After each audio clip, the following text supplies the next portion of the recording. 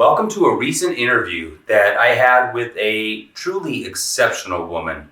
Not only is she a veteran, but she has the sheer drive to try to help as many people as possible through her shared experiences in dealing with post-traumatic stress disorder.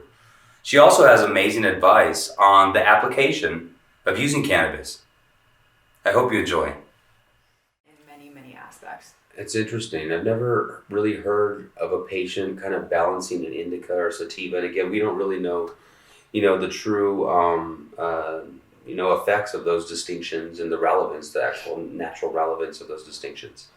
But you are expressing that you were in tune with the effects of cannabis and were able to kind of balance those in ways that optimized your mind. It's really interesting that you say that it enhanced your focus. I was at a spiritual group yesterday, and the leader was talking about how cannabis as a super plant tends to induce focus. And I was actually arguing with a colleague where she was saying that no, it doesn't increase focus because you tend to get distracted and sometimes you get confused and so forth. I would have to differ with that comment because I work on so much. I'm writing a book right now. I'm going back to school. Again, single mom of 3 children, trying to balance their lives, my life, working full time and trying to stay fit and athletic in some way, shape, or form to, kind of offset the fact that I can't smoke right now. When I was able to smoke, I could just sit and focus for hours on one task as opposed to jump from task to task to task. Now I find myself, I call it the squirrel mind or the monkey mind, where it's just like, okay, I allocate time to read, I allocate time for work, I allocate time for my book, and I'll just sit there and think about everything I should be doing as opposed to sit there and doing it. So it takes a lot more focused energy right now to just have the ability to do what I need to do, and things are taking a lot longer because I don't have that tool that helped me just sit and do what I needed to do for that period of time. It's interesting, and it's obviously going to be real complex in terms of being able to measure, attentional diversions and demands and so forth. But it seems to be helpful that cannabis induces a sense of pleasure in the activity that you might be engaging in, rather than thinking about all the other stressors that we have to deal with and everything else that's going on. It helps zone in, even in moments, because I was an athlete prior, in moments where I did not want to cut weight or I did not want to do the workout. If I were able to, when I did smoke prior to, I would go for 2-3 hours at a time, solely focused, intent, just on that moment in that workout, and got it done. I had the energy, I had the focus, it was there.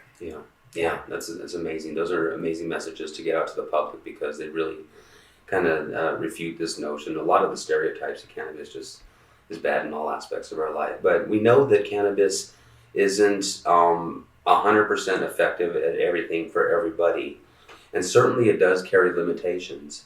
So what are some of the limitations of cannabis from your experience? I don't think I really had any. For me, once I talked to the dispensary back home was very good and very knowledgeable in how the different aspects of cannabis worked together. So once I was, I sat down and had a meeting with the individuals there, and once they told me I could blend the 2 or the 3 or the 4, that's when I really started finding my rhythm and what was working for me. So just using it as my own experience for what was working for my body, documenting how I was feeling, what was working, which ones were working, which ones were not working, which ones were causing more anxiety, which ones were not allowing me to sleep at night. It was a matter of just kind of finding the right concoction for me. And I had found that prior to coming here and was able to really customize which ones I was using at what time for what scenario and situation I was needing it for. So you're noting the challenge that we all have, which is basically navigating a variable environment where you can never get the same thing twice. But you didn't really talk about a negative side effect. So you were kind of mentioning how some were not as effective as others at optimizing the particular state that you were trying to strive for. But in terms of being under the influence, are there some cautionary notes that you could offer anybody, or perhaps you don't? Don't drive. Sure. Okay. That's. I mean, there. I'm. You know, if you're trying to lose weight, then just have healthy snacks. But not all marijuana induces that hunger or the munchies aspect of it. And I think if you're focused intently on your goals, you're not going to go overboard anyway. So just plan ahead and don't drive, because under the influence is under the influence, period. Now, I guess to go there a little bit, I will say that our local Veterans Affairs Administration was not as helpful as I wish that they would have been with this study. In fact, we got kicked off of the parking lot with threats of being arrested multiple times. And in fact, one of the police officers took some of my flyers because he knew individuals that would benefit from our study, but he still kicked us off. Yeah. What is your experience in dealing with the VA with regard to cannabis use? With the VA and cannabis use, I don't have much experience with them, just because... You just don't mention it?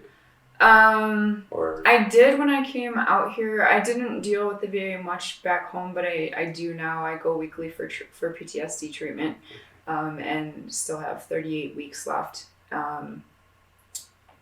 The VA in general, I have a very bad taste in my mouth, as do many veterans. Sure. So they're not very helpful in regards to claims. Although I will say the VA hospital here does a very good job compared to other VA hospitals in regards to PTSD treatment, MST PTSD treatment. I will definitely give them great props for that. But in regards to managing claims, and I think that's a completely different department.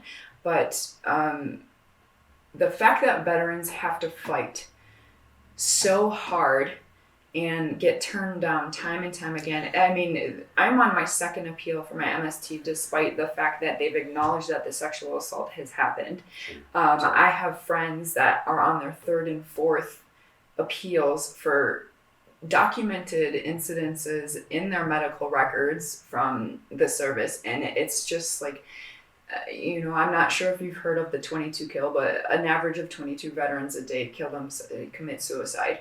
And I think in great portion is because we feel like we've been tossed aside and thrown away. Thank you for watching this part of our interview. As always, we hope that it truly helps as many people as possible. If you do appreciate the content that we're providing you nearly every single day, please consider hitting the like and subscribe buttons, or becoming a patron or even a donor to the University of New Mexico's Medical Cannabis Research Fund, where we are fighting for you every single day to provide you the type of information that you could use to make sound medical decisions for yourself and for your family. We're also fighting for you as advocates to be able to give you a loud, confident voice in knowing that you do have full control over your health decisions, and you have the right to be able to make those decisions as you see fit. Together, through our loud, collective, and confident voices, we are changing the world.